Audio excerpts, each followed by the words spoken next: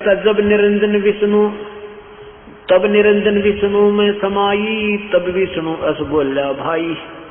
कह विष्णु मौसम को आही, चार पदार्थ हमसे पाई, काम मोक्ष धर्मार्थ माही, चाहे जौन देऊ मैं ताही। कहते हैं चार मुक्ति है मेरे पास और चार पदार्थ हैं, अर्थ धर्म काम मोक्ष में जिसको दे दूं मेरे से बड़ा कोई नहीं और ज्योत निरंजन से ऊपर कोई प्रभु नहीं है। अब विष्णु जी भी अंग्रेजी बोलने लग गया तो परमात्मा ने सोचा ये तो इसमें भी काल बोल गया, कहीं भी यू काल प्रवेश कर गया, इसकी बुद्धि बदल दी पौड़ी आत्मा की। उसके बाद परमात्मा कहाँ पहुंचे? शिव जी के पास। हम बैरागी ब्रह्मपद सन्यासी महादेव, सो हम नाम दिया शंकर को, वो करे हमारी सेवे। वैसे कबीर परमात्मा कहते हैं कि हम बैरागी ब्रह्मपद सन्यासी महादेव और सोहम मंत्र दिया शिव जी को, वो करे हमारी सेव।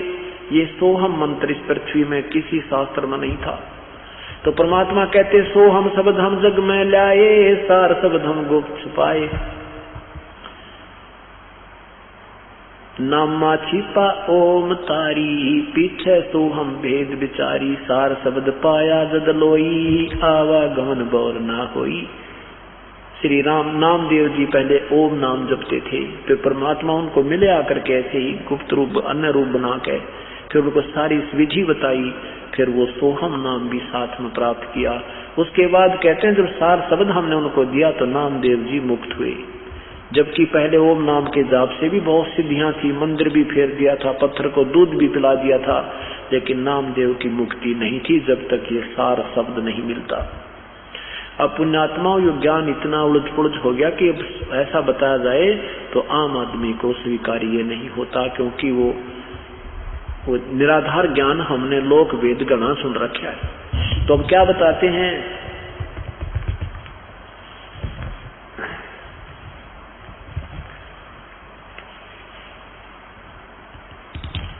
फिर हम शेष नाग के पास भी गया,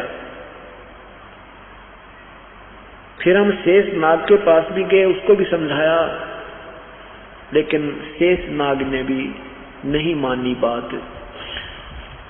तब पुन नाग लोक चल गयो, ता से कहू कुछ कहबे लेऊ, पुरुष भेद को जानत नाही, लागे सभी काल की छाही। परमात्मा के बारे में कोई नहीं जानता धर्मदास, सब काल के जाल में, काल के आधार पर आधारित है। राखनहारा और तीनों भाई, यम सो तो को ले छुड़ाई। ब्रह्मा विष्णु रुद्र जे ध्यावे, वेद जाको गुण नित दिन गावे। जोई पुरुष कहो राखनहारा, सोई तुमको लेकर है गारा। जिसको तुम कहते हो ना ये हमारा भगवान है, वही तुम्हें मार रहा है, परमात्मा बता रहे हैं। शेष खान विष तेज स्वभावु, वचन प्रति हर जय नहीं आओ। अब शेष नाग के कहते ज्यादा ही वो विष का दबाव था, उसने एक नहीं मानी।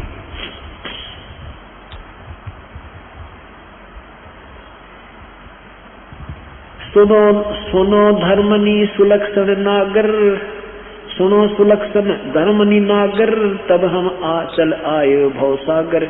उसके बाद फिर हम नीचे आ गए इस पृथ्वी लोक पे आए, तब मृतमंडल माही, जीव पुरुष कोई देखा नाही। पुरुष जीव कोई देखा नाही, यहाँ कर देखा कोई परमात्मा को जानने वाला, पूर्ण परमात्मा के विषय में जानने वाला कोई पृथ्वी पर व्यक्ति नहीं है।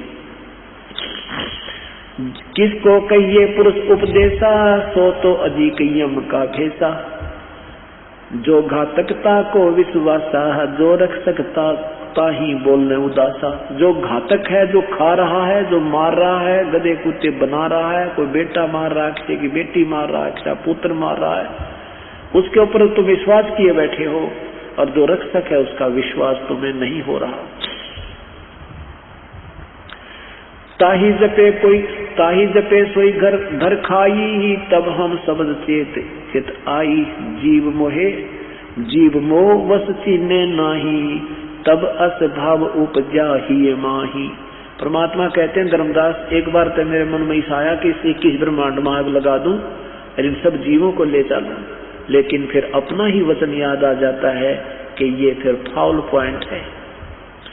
अब देखो ये मोह ममता में, ये नकली मोह ममता में फंसा के ये भोली आत्मा मुझे पहचान नहीं रही है, और इसने इतना दबाव दे रखा है पुण्य आत्माओं को, इनको नकली लालच लोभ दे रखा झूठा, और इसमें ये मुझे पहचान नहीं पा रहे। तो इस प्रकार मन में आया कि इसको आग लगा दूं सारे, लेकिन फिर मन में आता है कि नहीं, ये मेरा ही वचन भंग होता है।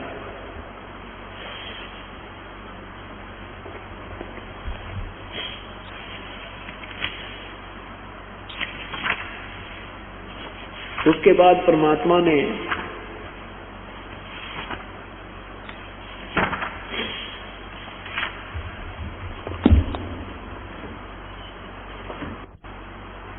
कहा कि धर्मदास, जब मैं यहाँ पर आया तो मुझे कोई भी परमात्मा के विषय में जानने वाला प्राणी नहीं मिला। तो क्या बताते हैं, मेरे साधो भाई सब जग भूला पाया, मेरे साधो भाई सब जग भूला पाया। इसी भूल में ब्रह्मा भूला जिसने वेद सरसाया, इसी भूल में ब्रह्मा भूला जिसने वेद सरसाया। वेद पढ़ियो पंडित भूला वो मर्म भेद ना पाया, मेरे साधो भाई मुझे सब जग भूला पाया, मेरे साधो भाई सब जग भूला पाया। इसी भूल में विष्णु भूला जिन वैष्णो धर्म चलाया, इसी भूल में विष्णु भूला जिन वैष्णो धर्म चलाया। तीर्थ व्रत का बांध महात्म बहुविध जीव फसाया, मेरे साधो भाई सब जग भूला पाया, मेरे साधो भाई सब जग भूला पाया। इसी भूल में शंकर भूला जिन भिक्षुक पंथ चलाया, इसी भूल में शंकर भूला जिन भिक्षुक पंथ चलाया। सिर पर जटा हाथ में खप्पर ये घर घर अलख जगाया, मेरे साधो भाई मोहे सब जग भूला पाया, मेरे साधो भाई सब जग भूला पाया।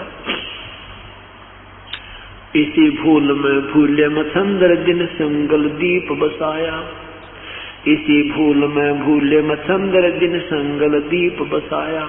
विषय वासना के वश होकर अपना योग नसाया, मेरे साधो भाई सब जग भूला पाया, मेरे साधो भाई सब जग भूला पाया।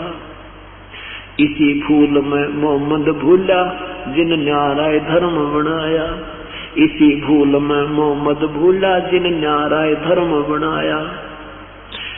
तरतरिया संग फिरा वर्मता लिंग और मुंह से कटाया, मेरे साधो भाई सब जग भूला पाया, मेरे साधो भाई सब जग भूला पाया। कह कबीर सुनो भाई साधो इस भूल का मर्म ना पाया, कह कबीर सुनो भाई साधो इस भूल का भेद न पाया। जिसने पा गया भेद भूल का वो गर्भवास नहीं आया, मेरे साधो भाई सब जग भूला पाया, मेरे साधो भाई सब जग भूला पाया। तो क्या बताते हैं धर्मदास, जब मैं यहाँ आया तो मुझे कोई भी जीव परमेश्वर के विषय में जानने वाला नहीं मिला।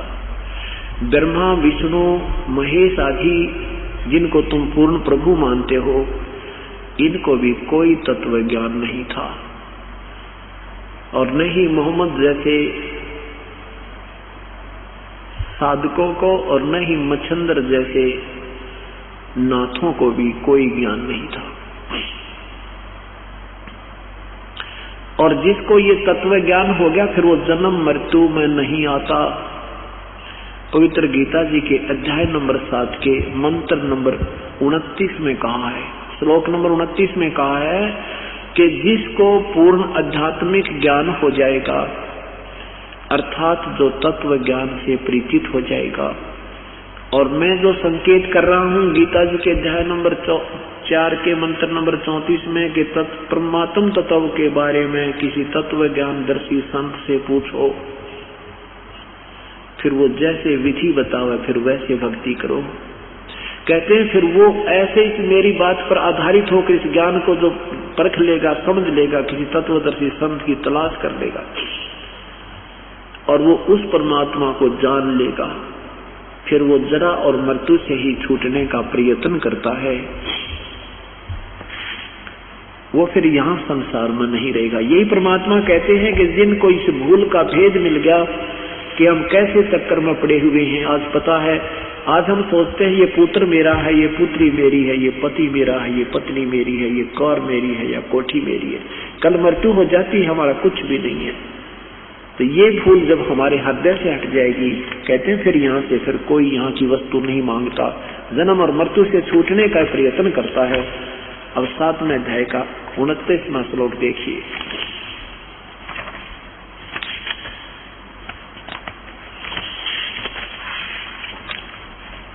पवित्र गीता जी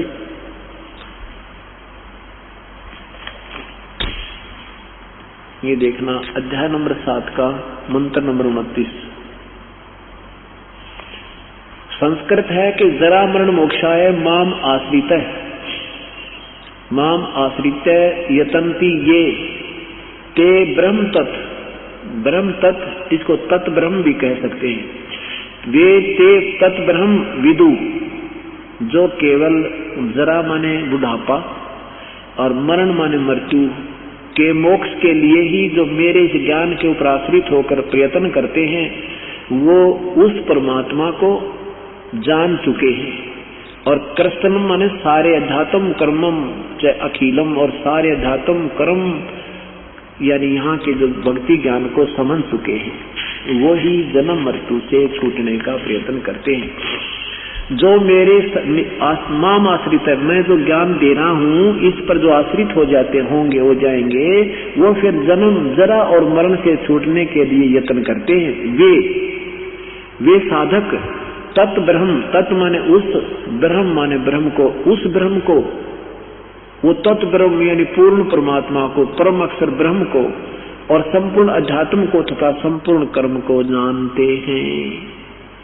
वो सारे कर्म को जान चुके हैं जो यहाँ से जन्म और मृत्यु से ही छूटने की अर्ज प्रार्थना और प्रयत्न करते। अब देखो, वही परमात्मा आप बता रहे हैं, वही वेद हमारे सदग्रंथ बता रहे हैं। तो तीसरे में क्या लिखा है, अब 7वें अध्याय का 30वां श्लोक, ये केवल 7वें अध्याय में 30 मंत्र है, उसके बाद 8वां प्रारंभ होता है। इसमें लिखा कि जो अधिभूत अधिदेव सहित तथा अधियज सहित मां मुझे अंत काल में भी जानते हैं, वे युक्त चित्त वाले जो मुझे ही जानते हैं। कहते हैं एक तो दो बात कही है कि एक तो जो पूर्ण आध्यात्मिक ज्ञान को समझ जाते हैं वो तो यहाँ से छूटने की प्रयत्न करते हैं, और जो केवल अपने निष्कर्ष से मुझे ही भगवान माने बैठे हैं वो मुझे ही जानते हैं और नहीं जान पाते, वो मेरे जाल में रह जाते हैं। यही गीता जी के अध्याय नंबर 15 के मंत्र 16 और 17 में पूरी सतीथि बताने के उपरांत कि वो परमात्मा कोई और है, वही पूजा के योग्य है, वही सबका पालन करता है और वही जो है सर्वशक्तिमान है, वही वास्तव में पुरुषोत्तम है। तो 15वें अध्याय के 18वें श्लोक में लिखा है कि मेरे को तो लोकवेद के आधार पर पुरुषोत्तम मानते हैं, क्योंकि मैं 21 ब्रह्मांड के अंदर जितने प्राणी मेरे अंतर्गत आते हैं मैं उनसे तगड़ा हूँ, इसलिए मुझे पुरुषोत्तम मानते हैं, पर वास्तव में मैं पुरुषोत्तम नहीं हूँ। तो इसका यही अर्थ दिया है कि जो मेरे तक सीमित मानते हैं, मुझे ही समर्थ मानते हैं, वो मेरे तक ही सीमित है, और जो उस तत्व ब्रह्म को जानते हैं वो फिर जन्म मृत्यु से छूटने का ही प्रयत्न करते हैं। अब 8वें अध्याय के प्रथम मंत्र में, क्योंकि ये तरतीवाइज ज्ञान है, तरतीवाइज बिल्कुल तरतीवार,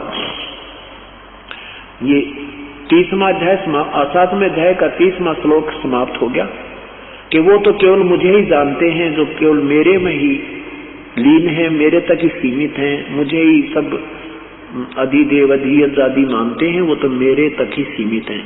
अब 8वें अध्याय के प्रथम मंत्र में अर्जुन ने पूछा कि भगवान फिर कौन है वो, क्या है वो तत्ब्रह्म? किम तत्ब्रह्म किम अध्यात्म किम करम पुरुषोत्तम अधिभूत च किम प्रोक्तम अधिदेवम किम उच्यते। किम किम तत्ब्रह्म, वो तत्ब्रह्म, वो ब्रह्म तत्व, वो परमात्मा कौन है, और के ये अध्यात्म है, के अधिदेव है, क्या अधिभूत है। इसका तीसरे मंत्र में, तीसरे श्लोक में जवाब दिया है। भगवान ने कहा है कि अक्षरम परम अक्षरम ब्रह्म परमम, ये लिखा है परम अक्षर ब्रह्म है वो, परमम अक्षरम ब्रह्म, वो परम अक्षर ब्रह्म है। तत्ब्रह्म कौन है? वो परम अक्षर ब्रह्म है। अब स्पष्ट कर दिया कि गीता बोलने वाले प्रभु से कोई और परमात्मा है जो पूजा के योग्य है, उसका ज्ञान, उसके गुण से परिचित होने के उपरांत प्राणी यहाँ नहीं रहेगा, वो फिर पार हो जाएगा, यहाँ से निकल जाएगा।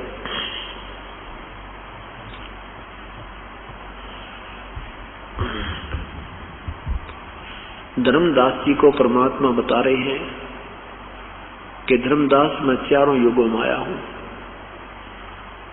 तो क्या बताते हैं अब धर्मदास जी परमेश्वर के विषय में, परमेश्वर की महिमा का एक शब्द सुनाते हैं।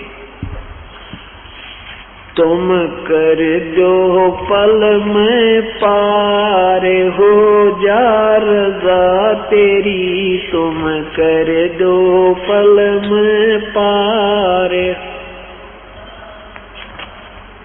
ओ रज़ा तेरी महाराज हो जा मेरे महाराज, जिस पे रज़ा तेरी तुम कर दो पल में पार हो जा। काल कष्ट से जीव दुखी सुन, मन तुम्हारे त्रस आया कना, तपत सतलोक को छोड़ कर सतगुरु इस काल लोक में आए कना। तपत शिला पे जीव जड़ थे, उनको देख दुख पाए कना। खूब हुई तकरार निरंजन गेल तेरी वा, खूब हुई तकरार निरंजन गेल तेरी, तुम कर दो पल में पार हो जा रज़ा तेरी, तुम हो जा रज़ा तेरी, हो रज़ा तेरी महाराज हो जा मेर तेरी राज, जिस पे रज़ा तेरी तुम कर दो पल में पार। प्रथम आए ब्रह्मा लोक में, ब्रह्मा जी समझाया कना, विष्णु जी को शरण में लेकर चरणों के में लाया कना, शिव शंकर को श्रेष्ठ बना के सो हम नाम सुनाया कना। वहाँ आपकी खूब हुई जयकार पहुँचे शिवपुरी, आपकी खूब हुई जयकार पहुँचे शिवपुरी, तुम कर दो पल में पार हो जा रज़ा तेरी, तुम पल में पार हो जा रज़ा तेरी, हो रज़ा तेरी महाराज हो जा मेरे राज, जिस पे रज़ा तेरी तुम कर दो पल में पार। लहर तारा में कमल के फूल पे बालक बन दिखलाया कना। नीरू नीमा गए नानकू वहां जुलाहे को पाया कना। काजी आगे नाम धरण को वहां नाम कबीर रखवाया कना। तुम पूर्ण ब्रह्म करतार बन गे कबीर हरि। तुम पूर्ण ब्रह्म करतार बन गे कबीर हरि। तुम कर दो हो जा रजा तेरी, हो रजा तेरी महाराज जिस पे मेहर तेरी महाराज। हो जा रजा तेरी तुम पल में पार हो जा। मथुरापुरी में धर्मदास को आके आप सताया कना। वो कर्म कांड में उलझा प्राणी सतमार्ग दिखलाया कना। ब्रह्मांड 21 ये राज काल का नो सुन के दड़का खाया कना। तुमने दे दिया सबद सार गीता दूर धरी। तुमने दे दिया सबद सार गीता दूर धरी। तुम कर दो ओ रजा तेरी महाराज जिस पे मेर तेरी महाराज। हो जा रजा तेरी तुम कर दो। बलख बुखारे में संत कैद किए आके आप छुटवाए कना। मैला ऊपर ऊंट मैला ऊपर ऊंट महल शराब बताए कना। मैला ऊपर ऊंट महल सरा कई सुन के चक्कर आए कना। बंदी होकर तेज बिछाई तन 3 कोरड़े खाए कना। तुम नर से बन गे नार ओढ़ा चीर जरी। तुम नर से बन गे नार ओढ़ा चीर जरी। तुम कर दो पल में पार हो रजा तेरी महाराज। हो जा राज जिस पे रजा तेरी तुम।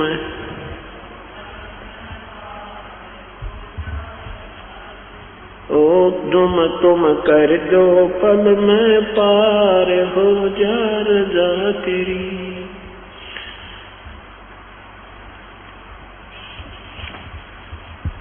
रामानंद योग में उलझे शस हो के सुलझाए कना। सुपच सुदर्शन को शरण में लेके अपने वचन निभाए कना। नीरू निमा उसके मात पिता थे वो बेटा बन मुक्ताए कना। जीवा दत्ता की सुखीदार कर दी हरी भरी। जीवा दत्ता की सुखीदार कर दी। तुम कर दो पल में पार हो जा रजा तेरी तुम। जिस पे रजा तेरी हो रजा तेरी महाराज। हो जा मेर तेरी महाराज जिस पे रजा तेरी तुम कर दो।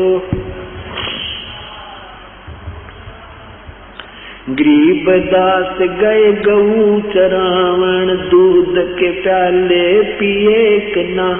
छोड़ानी में ग्रंथ की रचना कर सारे भेद दिए कना।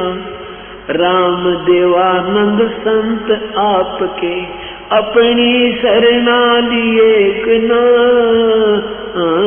दिया राम पाल उदार देख शब्द जड़ी। दिया राम पाल उधार देख शब्द जड़ी। तुम कर जो पल में पार हो जा रजा तेरी, ओ रजा तेरी महाराज जिस पे मेर, आज जिस पे रजा तेरी तुम कर जो पल में।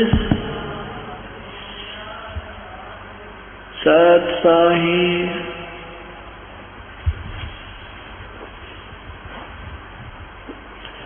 परमात्मा के विषय में गुणगान किए हैं कि हे प्रभु, हम तो आपके साथ बहुत दुर्व्यवहार करके आए थे और फिर भी आपने अपनी अंश आत्माओं पर रहम आया। क्या बताते हैं कि काल लोक में कष्ट से जीव दुखी सुने, काल कष्ट से जीव दुखी सुने, तुम्हारे मन तरस आया कि ना। आपके मन में देख फिर भी हमारे प्रति इतना रहम आया मेरे प्रभु। और सतलोक न छोड़कर परमेश्वर इस काल लोक में आया कि ना। हम तो निकम्मे थे दाता, कहे बुरा कर्म किया, हमने आपको भूल के इस काल में आस्था कर दी। ये प्रभु आप फिर भी हमारे पीछे पीछे लगे रहते हो। और तपस्या पर जीव जने थे, उनको देख दुख पाया कि ना। पुण्यात्मा, अपना पुत्र या पुत्री कितनी ही गलती कर दे माता पिता, उसके दुख में फिर भी दुखी रहते हैं। और पता होता है कि ये जो मेरी आज्ञा का उल्लंघन करके जो कर्म कर रहे हैं इनको हानि होगी, फिर वो दुखी होते हैं, तो भी माँ बाप उनके कष्ट में दुखी ही हुआ करते हैं। ऐसे परमात्मा हमारे लिए भ्रमते भटकते रहते हैं और फिर भी हम इस परमेश्वर पर विश्वास नहीं कर पाते, क्योंकि काल हमें ज्यादा जो है भ्रमित किए हुए। क्या कहते हैं? अनंत कोट बाजी जहां हम रचे सकल ब्रह्मंडे, गरीबदास हम के करें यू काल करे जीव खंडे। आदरणीय गरीबदास साहिब जी कहते हैं कि कबीर परमात्मा हमें समझाते हैं कि मैं सारे ब्रह्मांडों का रचनहार, सब सृष्टि का मालिक हूं मैं, और फिर भी ये काल की बातों में ये जीव शीघ्र आ जाते हैं। ये झूठा लालच देकर काल से, ये काल के दूत, ये अन्य नकली संत मेरे जीव आत्माओं को मेरे से तोड़ ले जाते हैं, मेरी मर्यादा से बाहर कर देते हैं। तो गरीबदास कबीर साहब कहते हैं कि मैं क्या करूं यू काल करे जीव खंडे, क्योंकि हमारा एक नियम बना हुआ है कि जो हमारी पूजा करेगा वो हमारा हो, और जो हमारी पूजा करेगा वो हमारा सेवक है। जो काल की साधना करेगा वो काल का होगा, उसमें हम डिस्टर्बेंस नहीं करेंगे। और ये काल हमारे से भलो भला कर ले जाता है। तो क्या बताते हैं? मैं रोवत हूँ सृष्टि को, ये सृष्टि रोवे मोहे, गरीबदास इस वियोग को समझ न सकता कोई। मैं तो कहता हूँ कि मैं परमात्मा हूँ और ये पुण्यात्मा मेरी ही तलाश में घूम रहे हैं और सुख की कामना कर रहे हैं, और जिन भगवानों से ये आस्था किए हुए हैं उनसे ये सुख नहीं हो सकते। जो एप्लीकेशन ये लेकर फिर रहे हैं, जो प्रार्थना पत्र ये जिनके सामने रख रहे हैं, ये उन सुखों को नहीं दे सकते। और मैं कहता हूं मैं तुम्हारी ये सब दुख दूर कर दूंगा, पर तुम मुझ पर दृढ़ विश्वास करो, मुझे ये भगवान नहीं मानते। मैं रोवत हूँ सृष्टि को, मैं सबको कहता हूँ मैं भगवान हूँ, मैं कबीर परमात्मा है, ये सारी सृष्टि का रचनहार हूँ, मैं जो चाहे सो कर सकता हूँ, पर मेरे पर विश्वास करो, मेरी मर्यादा में रहो, मेरा मर्यादा भंग मत करो। और ये संसार मुझे रो रहा है, मुझे ढूंढ रहा है, और मैं कहता हूँ मैं हूँ। फिर क्योंकि ज्ञान इस नकली ज्ञान के आधार पर, असत्य ज्ञान के आधार पर तुम मुझे पहचान नहीं पाते।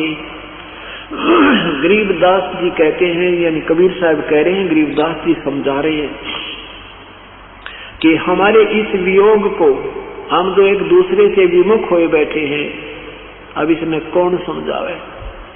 इसी के लिए एक तीसरे व्यक्ति की, गुरु की आवश्यकता होती है, जो जीव और पीव का मेल करा दे, जो जीव को पीव का दृढ़ निश्चय करवा दे कि सत्य अब चाहे को कितना ही विद्वान बना फिर उसको दृढ़ निश्चय कति नहीं है, वो जब वह फेल हो जाए 2 मिनट में तीसरी बात उस पर चला नहीं, क्योंकि उसका ज्ञान निराधार है। और अब हमारा ज्ञान बिल्कुल आधार होगा, शिला पक्की रखी गई। अब हमें ज्ञान में विचलित कोई प्राणी नहीं कर सकता, और ज्ञान में हम विचलित नहीं होंगे तो भगवान हमारे निकट होगा, क्योंकि हमारी बुद्धि भगवान से दूर नहीं हो सकती, चाहे हमारे पर कितना कष्ट आ जाए। हम फिर इस बात से परिचित हो जाएंगे कि जब हमें परमात्मा के चरणों में भी कष्ट है, इनकी शरण में आने से भी दुख है, इनसे और कौन सा प्रभु है जहां हमें कोई सुख हो सकता है।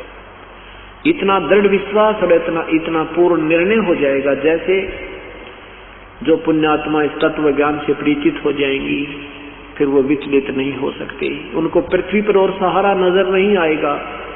कैसे हो जाएंगे?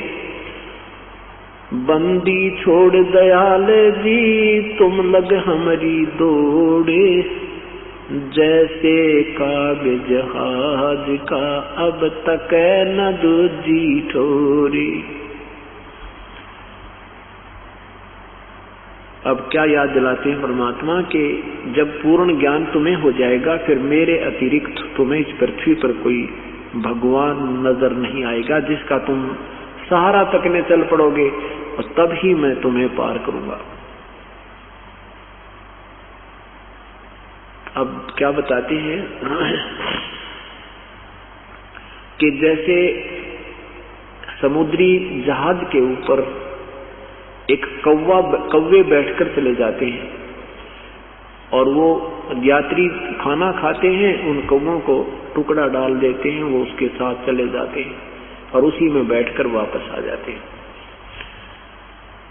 तो जहाज के चालकों को उन कौवों से एक और काम लेना होता है कि रात्रि के समय 100-150 से 200 किलोमीटर यात्रा कर लेते हैं, तो सुबह जब सूर्य उदय होता है तो यात्री उस समय के पहले के यात्री और वो चालक असमंजस में पड़ जाते थे कि हमारी दिशा सही है कि नहीं, क्योंकि उस समय ये इतने अच्छे इंस्ट्रूमेंट नहीं थे। उसमें दिशा सूचक होते थे जो कई जगह ऐसे चुंबकीय चट्टानें आ जाती थी जिसके कारण वो डिस्टर्ब हो जाते थे, दिशा बदल जाते थे।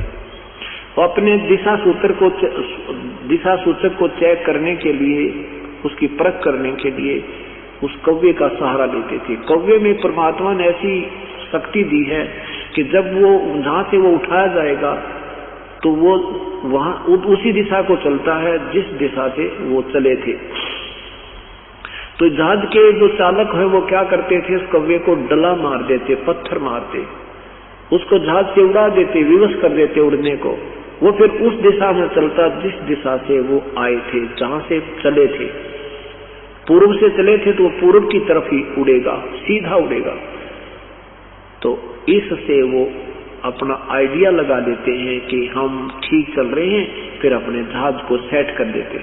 और कौवा फिर देखता है 1 किलोमीटर जाता है, 2 किलोमीटर जाता है, उसने देखा कि तक कोई बैठने का स्थान नजर नहीं आ रहा, तो वापस आकर उस समुद्री जहाज पर ही वो विराजमान होता, उसने कोई और स्थान दिखाई नहीं देता, वो सब जगह डूबने की नजर आती। ऐसे ही जब आप परमात्मा के विषय में पूर्ण परिचित हो जाओगे, तत् ब्रह्म के विषय में यानी परम अक्षर ब्रह्म के विषय में, फिर आपको इस पृथ्वी पर कोई भगवान दृष्टि गोचर नहीं होगा जिससे हम अपनी सुरक्षा की या अपनी मनोकामना पूर्ण की अर्ज करेंगे। वो सब डूबने वाले होंगे, वो समुद्र के जल की तरह होंगे, वहां केवल जहाज ही सपोर्ट होगा। अब परमात्मा क्या कहते हैं कि मेरी शरण में आके तुम्हें सुख होते हैं और उन सुखों को देखकर ही तुम लगे रहोगे या कभी कोई कष्ट आएगा तो भी तुम लगे रहोगे। तो उसके विषय में क्या बताते हैं परमात्मा, भक्ति भाव भादव नदी ये सभी चल गराए, श्रीता सोए जानियो जो जेठ मास ठहराए। आपके ज्ञान का, आपकी आस्था का जब पता चलेगा, तब पता चलेगा जब तुम्हें कोई आपत्ति आवेगी, और वो आपत्ति होगी आप ही के दुष्कर्म, भयंकर दुष्कर्म की, और वो थोड़े में टल जाएगी। और उस थोड़ी सी आपत्ति को देखकर भी तुम डगमग होते हो या नहीं होते हो, परमात्मा ये संकेत करते हैं। क्या कहते हैं? जैसे भादो महीने में बहुत ज्यादा वर्षा होती है और इतनी वर्षा होती है कि इतना जल वर्षा हो जाती है कि छोटे मोटे नाले भी ओवरफ्लो होकर के और बहुत दूर तक बहकर दरिया का रूप धारण करके चल पड़ते हैं। ऐसा लगता है जैसे दरिया आ रही हो। और जब वो वर्षा बंद हो जाएगी, उनकी औकात का पता लग जाता है। उनमें वो छोटे छोटे नाले होते हैं और वो भी समाप्त हो जाते हैं। लेकिन दरिया उसको जानना कि उस समय भी जेठ मास में भी उसमें जल प्राप्त हो, जल मिल जाए तो वो सही दरिया है। नहीं तो जब वर्षा होती है तो दरिया और छोटे नाले एक जैसे ही लगते हैं। तो परमात्मा यूं समझाना चाहते हैं कि जैसे तुम्हें सुख हो रहे हैं तो आपको सत्संग रूपी और परमात्मा की मेहर रूपी वर्षा हो रही है तो सारे भगत दिखाई देते हैं, जय जयकार कर रहे हैं। और घर में कोई ऊक चूक एक होगी और फिर तुम स्थान पर टिके रहोगे तो तब तुम्हारी भक्ति की गहराई का पता लगेगा, तुम्हारी ज्ञान की गहराई का पता लगेगा। भक्ति भाव भादव नदी ये सभी चले गहराए, यानी खूब उमंग का चलती नजर आती है। भादवे में सब छोटी मोटी नहरें भी दरिया का रूप धारण करती हैं। श्रीता सोए जानियो जो जेठ में ठहरावे, कोई आपत्ति आवेगी फिर तुम छोड़ ठिकाने पड़े रहोगे, तब तुम्हारे ज्ञान और भक्ति की गहराई का पता लगेगा, तुम सचमुच भगत हो। तो परमात्मा क्या कहते हैं? सुख के माथे पत्थर पड़ो जो नाम हृदय से जावे, बलिहारी व दुख के जो पल पल नाम रटावे। कहते हैं भगवान ऐसा सुख भी ना देना जो तेरी याद भूल जा। हे परमात्मा ऐसा कष्ट भी हमारे ऊपर रखना, तेरे चरणों में हम पड़े रहें, संसार से विरक्त हो जावें, इस संसार के असार का हमें असारता का पता लग जावे। तो परमात्मा क्या बताते हैं? साथी हमारे चले गए, साथी हमारे चले गए, भाई हम भी चलन हारे, कोई कागज में बाकी रह रही तात लगी है वार। अब परमात्मा कहते तुम कितनी आयु मांगोगे मेरे से, कितनी आयु चाहते हो मेरे से? ये तो जीना तो थोड़ा ही बला जब सत्य सुमरण हो, और ये लाख वर्ष का जीवना लेखद रहना को। अगर आपकी सत साधना है तो आपका 1, 2 वर्ष, 4 वर्ष, 10 वर्ष का जीवन बहुत है। बाकी तो कितना ही उम्मीद कर लो, इस जीवन की आस किसी से छूटी ही नहीं है। हाँ, छूट जाएगी जब आपको सही ज्ञान हो जाएगा। जब आपको सही ज्ञान हो जाएगा आप ऐसे तैयार रहोगे जैसे पहले लड़की की शादी हो जाती थी, फिर टाइम फिक्स किया जाता है ताकि बटे हुआ होगा और ले जाएगा, तो वो अपना सारा दूसर तैयार करके तैयार रखा करती कि आज आ जावा तड़के चाली। तो अब फिर आपको ये पूर्ण ज्ञान हो जाएगा, विश्वास हो जाएगा कि आज परमात्मा संदेशावत तुरंत तैयार है चलने के लिए, क्योंकि ये लोक रहने का कोना, ये ठिकाना हमारा रहने का नहीं है। हम तो यहाँ धक्का करे बैठे हैं और ये धक्का भी हमारा नहीं चले, क्योंकि कोई समय हमारा शेष है। जो चले गए उनका समय आ गया, हमारा कोई शेष रहता है, इसलिए देर लग रही है ना। हम भी यहाँ से तुरंत प्रस्थान कर जाएंगे। पतझड़ आवत देखे के वो बन रोवे मन माही, ऊंची डारी पात थे आज पीड़े हो जाए। इस काल के लोग की व्यवस्था बताते परमात्मा, तुम किस पर राजी हुए बैठे हो और यही की चाह तुम मांगते रहते हो, तो यही की इच्छाएं तुम पूर्ति कराते रहते हो और भक्ति भूल जाते हो नादानो। तो क्या बताते हैं कि जैसे जंगल में, वन में एक वर्ष वो वृक्षों के ऊपर पत्ते ऐसे हरे भरे रहते थे, फटफट करते थे, मस्ती मार रहे थे, और पतझड़ आते वो पीले होकर टूट कर गिर रहे। अब वो वन कहता है ये क्या हो गया, ये कल तक तो हरे भरे थे, आज सारा विनाश हो गया, उजड़ गए। ऐसे ही परमात्मा कहते जो महाप्रलय होगी या कोई ना पावे। पात जड़मता यूं कहे सुन भई तरवर राय, अब के बिछड़े ना मिले न जन कहाँ गिरेंगे जाए। एक घर का सदस्य बिछड़ता हुआ कह रहा कि इब्ने भगवान ना मेरा कहाँ जाना होगा। उसको सांत्वना दिलाने के लिए एक वन और पत्ते का, एक वृक्ष और पत्ते का उदाहरण प्रभु पेश करते हैं। तो क्या कहते हैं, पात तरवर कहता पात से सुनो पात एक बात। तरवर वृक्ष कहता है उस पत्ते पे जो टूट के गिर रहा है और माड़ा मन करता है कि ना मेरा कित गिरूंगा जाके, अर्थात मनुष्य जाता हुआ यहाँ से प्राणी प्राण छोड़कर, जीव शरीर छोड़कर, तो वो कहता है हे भगवान ना मेरा कित कौन सी दुनिया में जाऊंगा। तो उसको सांत्वना दिलाने के लिए क्या कहते हैं परमात्मा कबीर साहब याद दिलाते हैं एक उदाहरण पेश करके।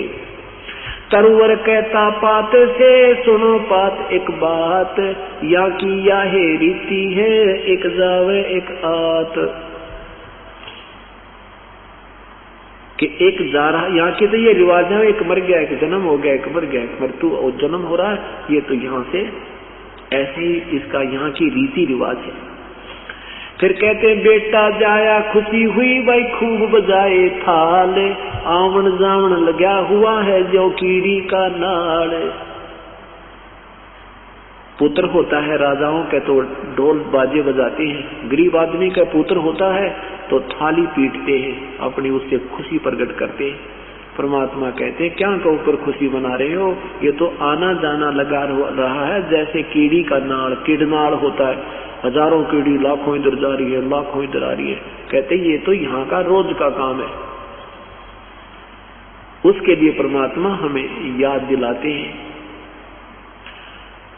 साथी हमारे चले गए हम भी चालन हारे, कोई कागज में बाकी रह रही तात लगी है वारे।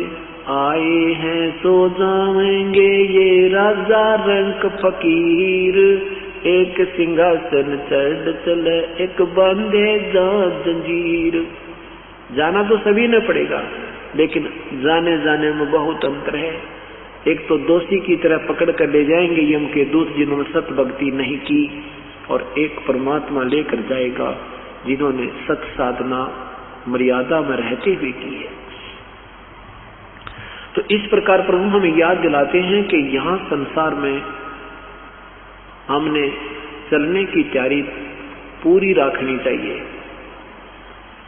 हमने यहाँ से चलने की पूरी तैयारी रखनी चाहिए, बिल्कुल कल के लिए नहीं छोड़ना चाहिए। अपनी भक्ति करो और डट कर करो, सच्चे हृदय से करो, थोड़ा ही समय वो सत्य स्मरण बहुत हो जाता है।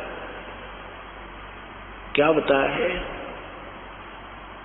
कि मौखिक जाप 1000 बार और मानसिक जाप 1 बार, मानसिक जाप 1000 बार और श्वास का सिमरन 1 बार, विधिवत मर्यादा में रहते हुए पूरे संत से प्राप्त करके।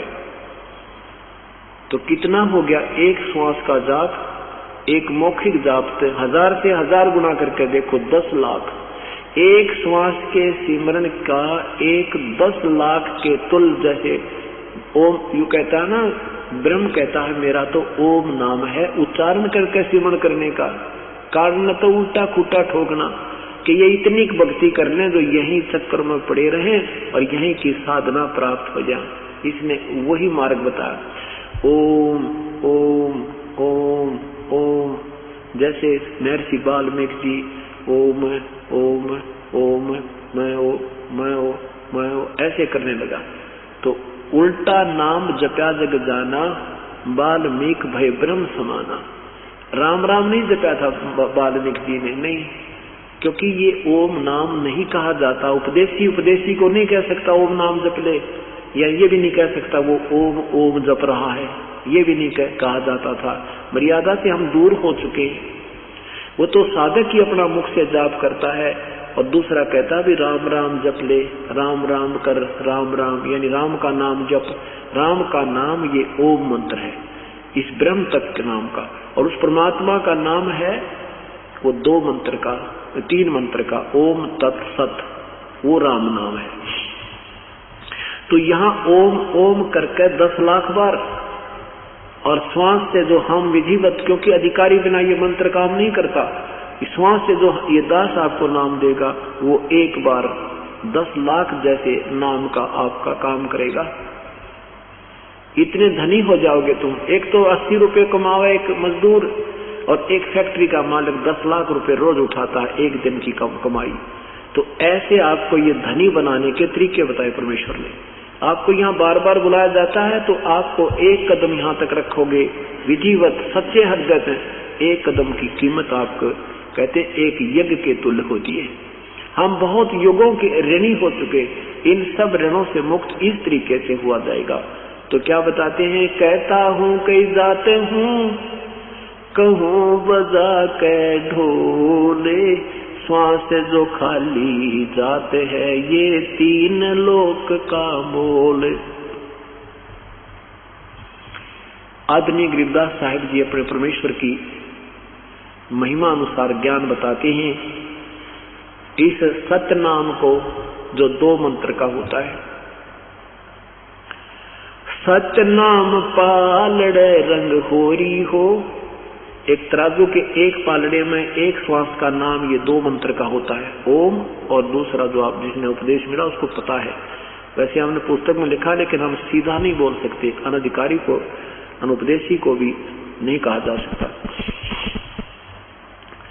सतनाम पालड़े रंग होरी हो। एक श्वास के सिमरन की कीमत एक पलड़े में रख दे तराजू के में, और दूसरे में ये 14 लोक, इस काल के एक ब्रह्मांड के 14 लोक रखते, और 3 लोक पासंग धरे रंग होरी हो, तो न तुला तुलाया राम रंग होरी हो।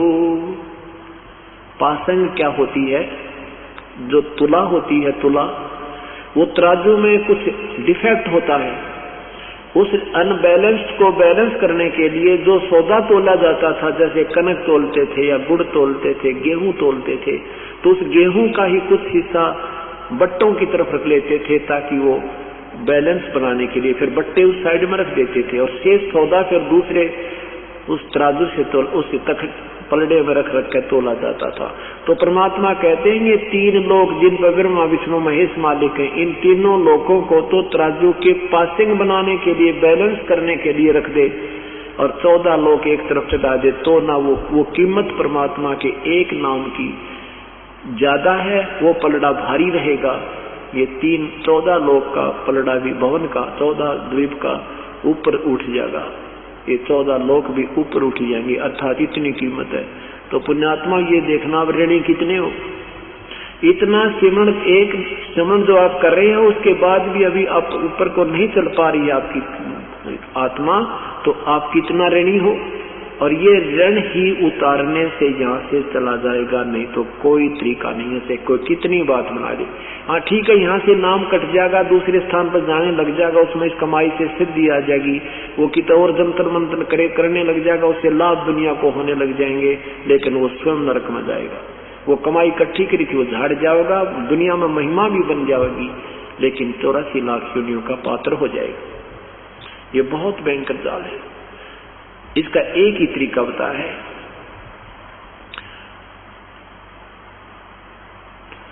क्या बताते हैं, जीवन से थोड़ा है भला,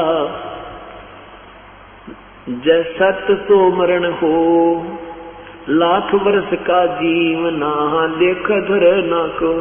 अगर सच्चे मन से मर्यादा में रहकर आपका थोड़ा भी सेवन हो गया तो भी आपका काम बन जाएगा, कोई दिक्कत नहीं। एक श्वास के सिमरण की कितनी कीमत, पर मर्यादा बहुत जरूरी है। मर्यादा टूटते ही आपका फिर पूंजी तो आपके पास रहेगी पर मुक्त नहीं हो सकते। और किस किस प्रकार विशेष कसक के साथ जो साधना की जाती है, कैसे जैसे मरता हुआ व्यक्ति और अपने जीवन की चाह में तड़पता है, याद करता है प्रभु को, उस कसक के साथ जब भगवान याद किया जाए तो तुरंत काम बन जाता है, बहुत शीघ्र अपन ऋण मुक्त हो जाते हैं।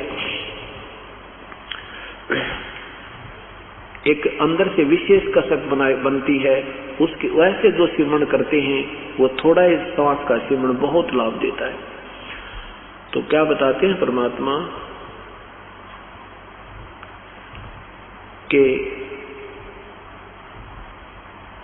जब हम यहां से चलेंगे तो काल का ऋण देना होगा। गीता जी के अध्याय नंबर 18 के मंत्र नंबर 66 में कहा कि सर्वधर्मान परित्यज माम एकम शरणम व्रज। सभी मेरे लेवल की जो धार्मिक पूजाएं तूने की हैं, ओम नाम का जाप और ये यज्ञ धर्म ये पुण्य जो हम कर रहे हैं, ये काल को यहीं छोड़ देना हमने, ये नहीं हम हमारे साथ जाएंगे। लेकिन इस बिना हम छूटे भी को ना। ये कहता है कि मेरे जो लेवल की पूजा है वो मुझ में छोड़ दे, मेरे को दे दे, मैं तुझे ऋण मुक्त कर दूंगा। क्योंकि हम क्या करते रहे, ऋषि बनकर या जैसे साधना करके ओम ओम का नाम जाप करके वहां स्वर्ग में चले गए, फिर स्वर्ग में चले गए, अपनी पूंजी की मलाई खा ली और पाप न्यो के न्यो रह गए। और उन पापों को कुछ नरक में भोगा, कुछ 84 लाख योनि में भोगा, फिर भी ऋणी के ऋणी हम रहे। तो अब हम इस पूंजी का दुरुपयोग नहीं करेंगे, ना हम महादेव बनेंगे, ना हम ब्रह्मा विष्णु महेश की पदवी पाएंगे, और न ही हम यहाँ पृथ्वीपति बनेंगे। हम इस पूंजी को काल को दे देंगे, अपनी यहाँ से ऋण मुक्त हो जाएंगे। ये कहता है कि सर्वधर्मान परित्यज माम एकम शरणम व्रज। मेरी सब पूजाओं को मुझ में छोड़कर उस एक परमात्मा की शरण में जा, एकम जिसके बराबर दूसरा ना हो, अद्वितीय सर्वशक्तिमान प्रभु की शरण में। वर्ज माने जाओ, और इन अनुवादकर्ताओं ने गलत कर रखा के वर्ज माने आओ कर दिया, आ जाओ। वर्ज माने आना नहीं, जाना होता। गो मीन कम नहीं हो सकता, गो माने जाना होता है, तो उसका अर्थ आना करना महामूर्खता होती है, वो अज्ञानी है। ऐसा ही ना अनुत्तम का अर्थ अति उत्तम किया है, ये अज्ञानी थे, ज्ञानी नहीं। अपने उल्ट पुल्ट सोच लड़ा के ऐसा बनता है, फलाना बनता नहीं, ये ज्ञानहीन प्राणी थे। तो क्या कहा कि सर्वधर्मान परित्यज माम एकम शरणम व्रज अहम तवा सर्व पापेभ्यो मोक्षामि मा शुच। तो चिंता ना कर, फिर मैं तुझे सब पापों से मुक्त कर दूंगा। क्योंकि पाप से ही, अपराध से हम दुख पाते हैं, नरक जाते हैं, गधे कुत्ते बनते हैं, टांग कटती है, आंखें फूटती है। हम जब इसका ऋण मुक्त कर देंगे तो ये हमें कुछ नहीं बनाएगा और हमारा यहाँ से पीछा छोड़ देगा। ओम नाम का जाप और ये साधनाएं हम यहाँ छोड़ देंगे। और प्रथम मंत्र जो आपको दिया जाता है वो ब्रह्मा विष्णु महेश और ये माता दुर्गा और गणेश जी के कमलों से हमने बरी होकर के त्रिकुटी तक पहुंचना है। और यहाँ की सुख सुविधा हम उस देव खर्च से, जो हमारा पहला मंत्र, उसे लाभ मिलता रहेगा, जिससे हमारी ये सांस के कीमत की पूंजी व्यर्थ नहीं होगी। दूसरा जो मंत्र है वो हम परब्रह्म के लोक में का किराया देंगे, उसके 7 संग ब्रह्मांडों से पार होना है, वो हमें वहां से पार कर देगा, वहां से छोड़ देगा, उसका वो किराया दे जाएंगे। तो दूसरे मंत्र का वो तत्व मंत्र सांकेतिक है। और तीसरा मंत्र जो सार शब्द है वो हमें सतलोक प्राप्ति कराएगा। ऐसे हम मोक्ष को प्राप्त होंगे। बोलो सतगुरुदेव की जय। कि पूर्ण परमात्मा सतलोक से चलकर सर्वप्रथम तपतशिला पर आए, वहां पर उन तपतशिला पर जल रहे प्राणियों को वास्तविक ज्ञान कराया। उसके बाद ज्योति निरंजन काल के साथ परमेश्वर की तकरार हुई, वाद विवाद हुआ। ज्योति निरंजन ने परमात्मा से प्रार्थना की कि हे प्रभु, 3 युगों में जीव कम ले जाना, चौथे युग कलयुग में आप कितने ही प्राणियों को सतलोक ले जाना। परमात्मा ने उसको ये वचन दे दिया कि ठीक है, सतयुग त्रेता द्वापर में मैं कम प्राणी ले जाऊंगा, और चौथे युग में कलयुग में मैं बहुत प्राणियों को तेरे से मुक्त करवा दूंगा। अब यहाँ पर पुण्यात्माओं के मन में एक शंका उत्पन्न होती है कि क्या परमेश्वर को ज्ञान नहीं था कि ये काल उससे क्या मांगेगा। क्या उनको ये पता नहीं था कि वो ये मांगेगा कि 3 युगों में जीव कम ले जाना और चौथे युग कलयुग में कितने ही प्राणियों को मुक्त करा ले जाना। परमेश्वर कबीर साहिब को सर्वज्ञ कहते हैं। परमेश्वर को सर्वज्ञ, सर्वशक्तिमान, अंतर्यामी, जानी जान की उपाधि प्राप्त है। उनको पता था कि ये बालक के मांगेगा। मेले में बच्चा अपने माता पिता के संग होता है, पिता को पता होता है ये क्या मांग सकता है। वो ज्यादा से ज्यादा 20 रुपए का खिलौना, बढ़िया सी कार मांग सकता है, और इतनी उस समर्थता उस पिता की होती है। इसलिए उस बच्चे को कि हर वस्तु को जो मांगना चाहता है पिताजी उपलब्ध करा देता है। परमात्मा को मालूम था कि ये क्या मांगेगा,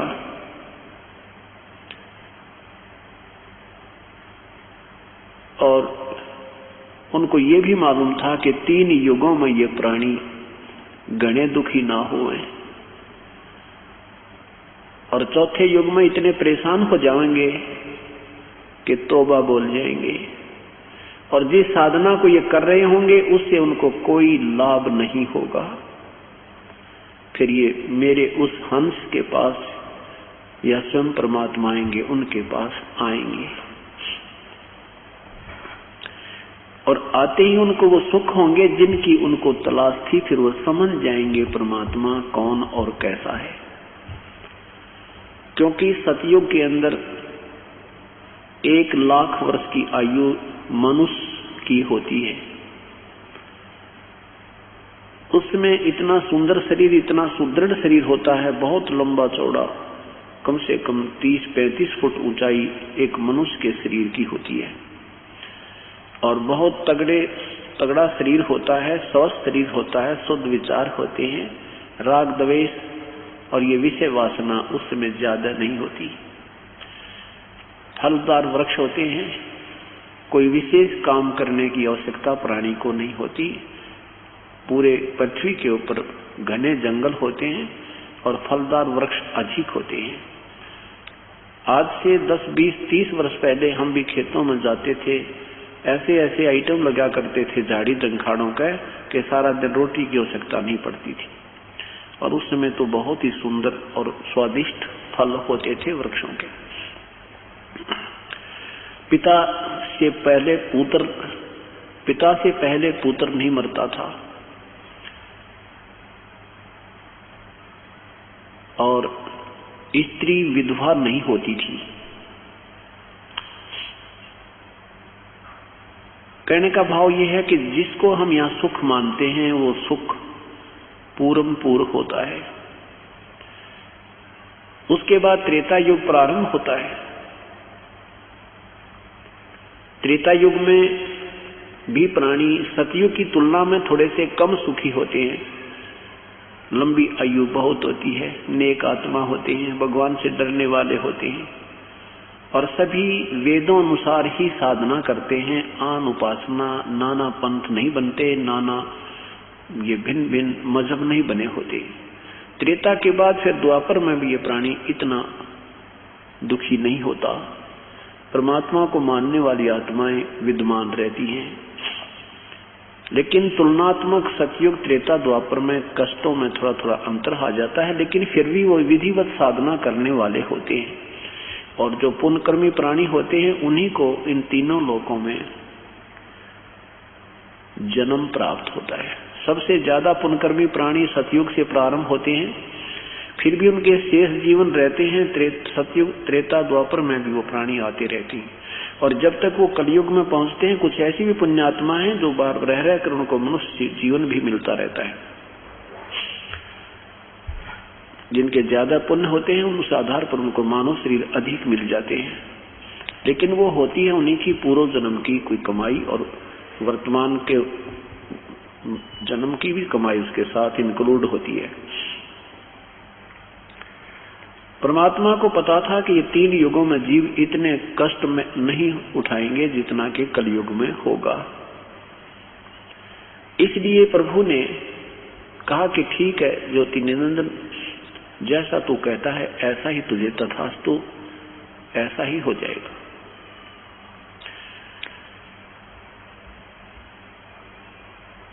अब कलयुग में क्या होगा?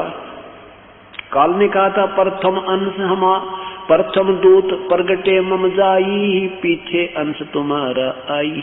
काल कहता है कि पहले मेरे दूत चले जाएंगे और सबको गुमराह कर देंगे, देवल धाम और देव पुजाई। जाओ ज्ञानी संसारा, जीव ना माने कहा तुम्हारा। बेशक जाओ जोगजीत, तू संसार में कोई भी प्राणी तेरी बातों को नहीं मानेगा।